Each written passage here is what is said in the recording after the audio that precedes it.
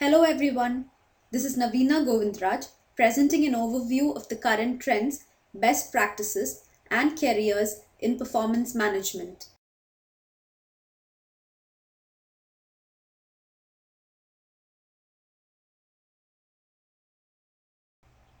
Let's begin with the definition of performance management. Snell and Bolander define performance management as the process of creating a work environment in which people can perform to the best of their abilities in order to meet a company's goals. The diagram here represents a classic HR performance management system. The entire chain of events shown here allow for necessary adjustments to be made to performance planning as conditions dictate.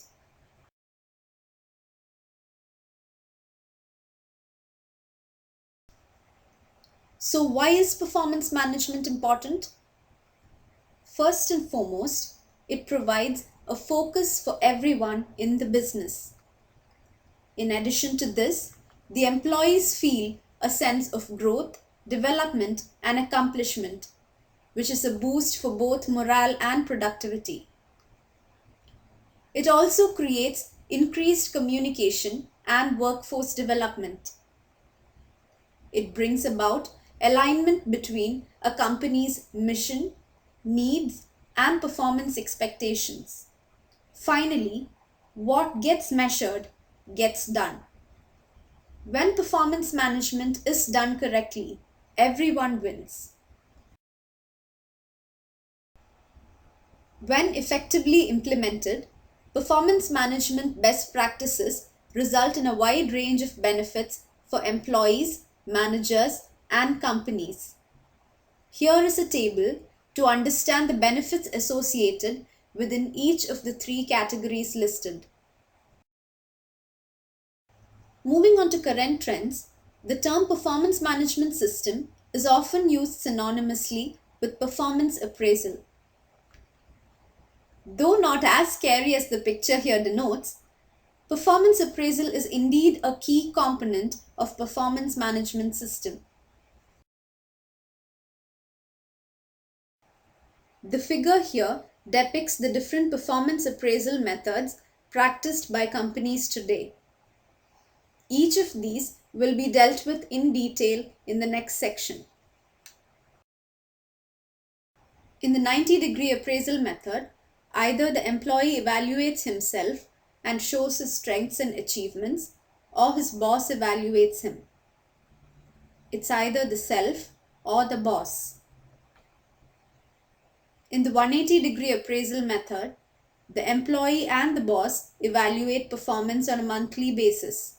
Here, it's the self and the boss. 270-degree appraisal is the method wherein the employee is evaluated by three people: himself, the boss, and co-workers. Also known as multi-rater feedback, 360-degree appraisal is where feedback about the employee's performance comes from all directions: the boss or the supervisor, co-worker, subordinates, client or the customer, and the self-assessment of the employee himself. As the name itself suggests, 720-degree appraisal is where the 360-degree appraisal method is practiced twice. First, the 360-degree appraisal is done where the performance of the employee is analyzed, and having a good feedback mechanism, the boss sits down with the employee again a second time and gives him feedback and tips on achieving the set targets.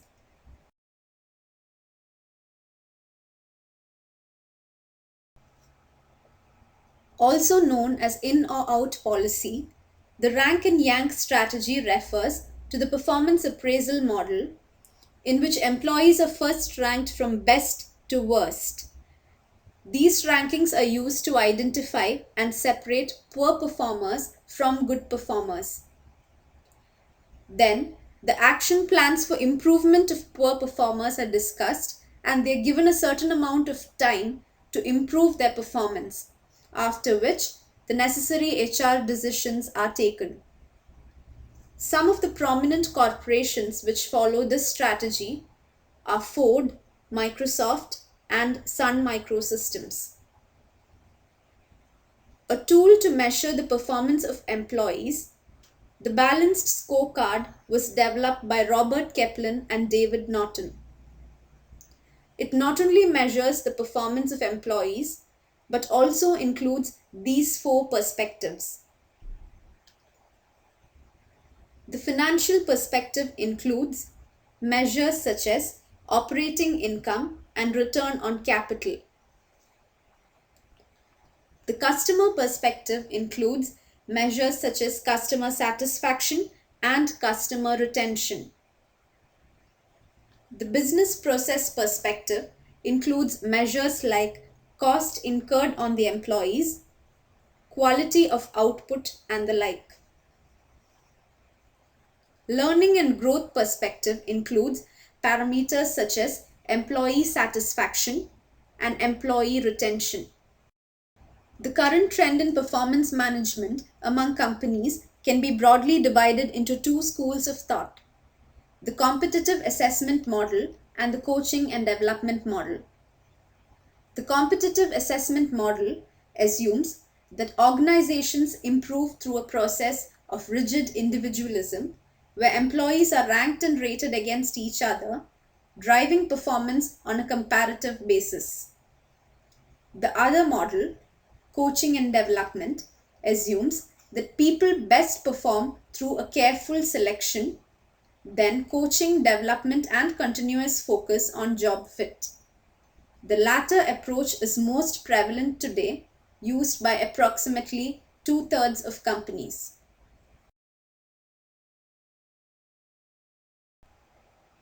The figure here shows the growth in the popularity of the coaching and development model over the past 3 years. Moving on to best practices, the principles stated here are taken from the best practices model conceived by Bob Palladino in his best-selling book of 2011, Innovative Corporate Performance Management. This model is based on his research of award-winning companies over the past 2 years. Establish and deploy a corporate performance management office. This office is at the center of all the principles and facilitate in deploying the remaining 4 principles. Refresh and communicate strategy. The idea behind this principle is to bridge the gap in conveying strategies to operations and communicating the same to employees. Cascade and manage strategy. This focuses on translating the outputs from Principle 2 into strategic objectives and measures that are actionable by employees. Improve performance. This focuses on improving customer and competitor intelligence and business improvement processes. Manage and leverage knowledge. The idea behind this is to focus on capturing and reusing enterprise-wide intellectual property to leverage the organization's best minds, best practices, and innovations. This is a picture of the best practices model of Bob Palladino.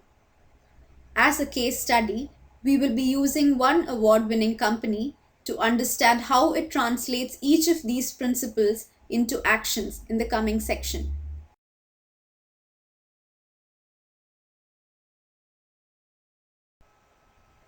To give you a brief overview of Cargill Corn Milling's achievements, it has won the Malcolm Baldrige National Quality Award, Cargill's highest recognition, the Chairman's Award for Business Excellence, Frito-Lay Supplier of the Year Award, and many more. Its North Dakota plant was selected as an Industry Week Best Plant in 2007 based on comprehensive excellence in all metrics. With reference to the first principle, CCM, being a multiple entity enterprise, has set up a CPM office that works effectively across multiple geographies.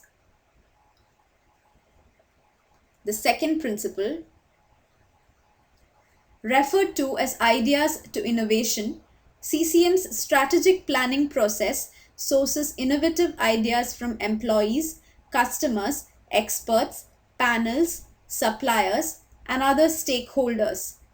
Innovative product ideas, service ideas, operation ideas, or business model ideas must survive each step of strategic review analysis.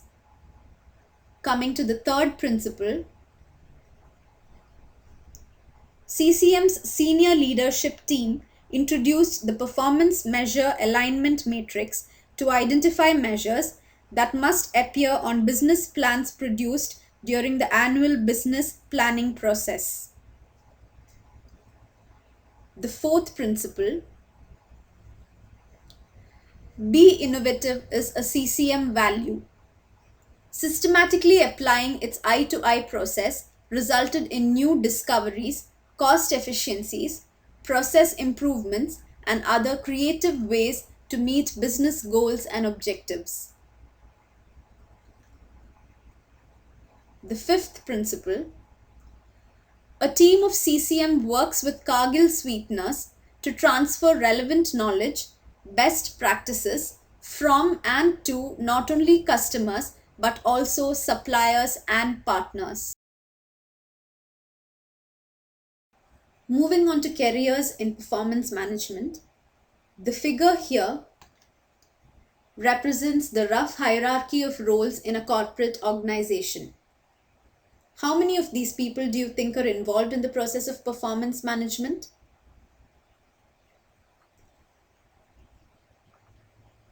Imagining that this funnel here represents performance management, let's see who all are involved in making it a successful process.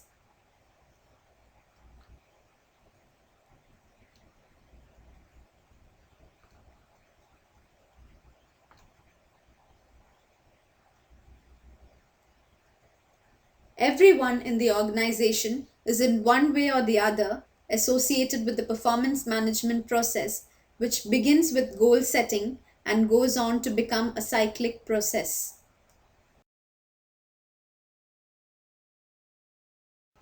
The figure on the right shows the rough hierarchy of roles performed in an HR department of any organization. To the left, some of the most important roles of a performance management specialist have been listed out. Kindly go through them.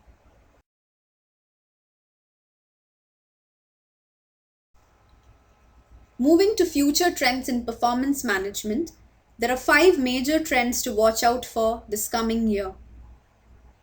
With the advent of virtualization and cloud computing, more enterprises will move to the cloud. Despite software as a service solutions being available for several years, many companies have been reluctant to adopt this approach, the primary reason being security. This is clearly a misperception because emailing spreadsheets is far riskier. The second reason is that traditional solutions developed for cloud environments have been limited in scope and functionality, but not anymore. With vendors aggressively expanding their offerings and functionality, cloud-based services will be the way to go. Vendors finally wake up to verticalization. Vendors, having seen increased success for solutions designed for financial and healthcare services, are venturing into the area of performance management as well. With the increase in competition, existing solution vendors will expand their core performance management capabilities. Performance benchmarks focus on competitors, not internal budgets. Most companies compare their actual performance to targets dictated in their budgets. This is useful only to a certain point. How do you stack up against the competition? This is where benchmarking comes into play. Comparing your performance with that of peers. Getting access to this external data is the first challenge. Figuring out where and how to map this to your existing data would be the second. Vendors are tackling this problem with enhanced solutions. Introduction of new choices. Performance management solutions have been developed by a strong group of established vendors. There are 3 very large vendors that offer performance management solutions as part of a larger portfolio. There is also a group of specialized vendors that focus only on performance management. Most of these players have been in place for many years. Although they continue to enhance their products, true innovation is rare. That's about to change. Several new vendors with new offerings will show up on the scene. To compete in this market, they will need to offer something new and different to distinguish themselves. The result will be better solutions all around and far more choices than we have today. Performance management will go agile. According to a 2011 research, companies that revise and update their goals quarterly generate 30% greater impact from their performance management process. This means that performance management needs to go agile and real time. The agile concept means that annual reviews need to give way to a more continuous, dynamic, and transparent model of feedback. As labor markets tighten, it's even more important to coach people to perform better and potentially move them into better roles.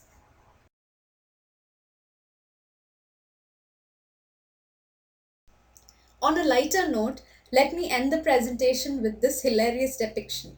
Thank you. So look, I'm just a guy in a cube counting down the hours until I can go home and play World of Warcraft with Generation Y or Z or whatever they're called by now. I'm not looking to hobnob with the bigwigs upstairs, just to do my job. Simple, right? Wrong. Because somewhere along the yellow brick road, management decided we're all screwed up because our projects are always late. Ding, and another suit earns their wings.